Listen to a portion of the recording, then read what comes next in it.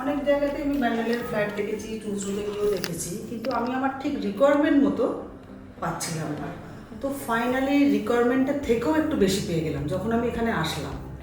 এখানে আসার পরে দেখলাম যেভাবে এখানে 3টে টাওয়ার উঠছে, এক একটা ফ্লোরের যেভাবে সব কিছু ব্যবস্থা, বাইরের দেওয়ালের ইটগুলো যে কোয়ালিটির দেওয়া হচ্ছে, সব কিছু দেখে আমার খুবই ভালো লাগলো। এবং তারপরেতে ভালো লাগলো যে এটা একদম রোডের ওপর, আবার রোডের ওপর নয়, মানে মানে মাইক মিছিল যে কোনো কিছুর আওয়াজ এখানে আসবে না, ধুলোবালি আসবে না, কিন্তু প্রপার রোডের ওপরে, স্টেশন একদম কাছে। আচ্ছা, আমার ছেলে বৌমা যখন তাদের বাচ্চা কাচ্চা নিয়ে আসবে, যে বাচ্চা কাচ্চা যে প্লে গ্রাউন্ড থাকবে, সেটা ওরা ওখানে খুব ভালোভাবে সিকিউরিটির সাথে খেলাধুলা করতে পারবে। এই বেরিয়ে যাচ্ছে সাইকেল বাইক দৌড়াদৌড়ি, এই ব্যাপারটা থাকবে না।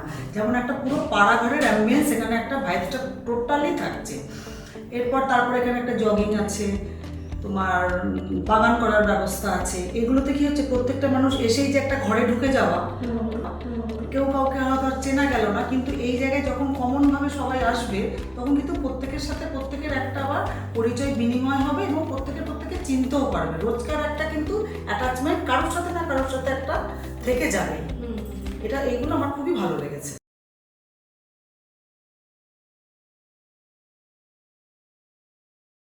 ব্যান্ডেল প্রথমত একটা জাংশন, আগামী দিনে ব্যান্ডেলটাকে আরও উন্নত করা হচ্ছে এবং এটার সামনেই জিটি রোড।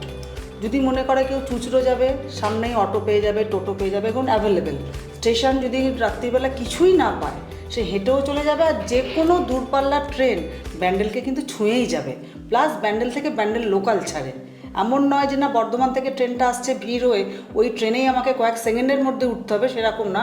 কেউ যদি বয়স্ক মা বাবা কাউকে নিয়েও যেতে চান, তাহলে এখান থেকে টোটো করে গেল, সাবওয়ে সিঁড়ি দিয়ে উঠলো, উঠে যখনই অ্যানাউন্স হলো যে এই প্ল্যাটফর্মে এই গাড়িটা দিচ্ছে, রিল্যাক্সে তার বাবা মাকে নিয়ে কিংবা বাচ্চাকে নিয়ে সে উঠতে পারে। জাংশনের কিন্তু একটা বিশাল মানে রাখে আজকালকার দিনে, সবসময় রাখে কিন্তু আজকালকার দিনে বিশেষ করে, কারণ প্রত্যেকটা মানুষ এখন চলমান, কেউ বসে থাকে না।